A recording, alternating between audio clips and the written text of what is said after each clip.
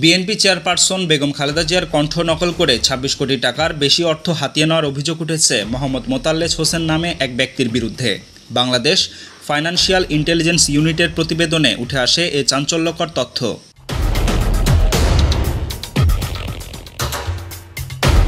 প্রতিবেদনে বলা হয়, ২০২৩ সালের ৫ নভেম্বর থেকে ৩ মাসে সিটি ব্যাংকের গুলশান শাখায় মোতাল্লেছের নামে জমা হয় ৬ কোটি ৩৭ লাখ টাকা।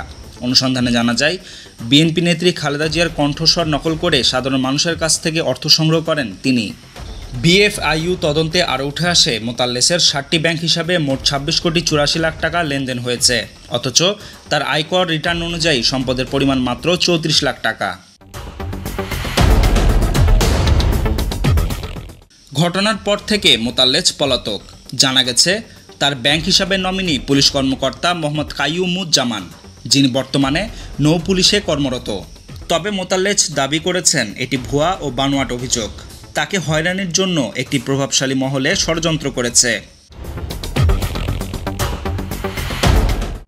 নিউজ ডেস্ক, প্রতিফলন।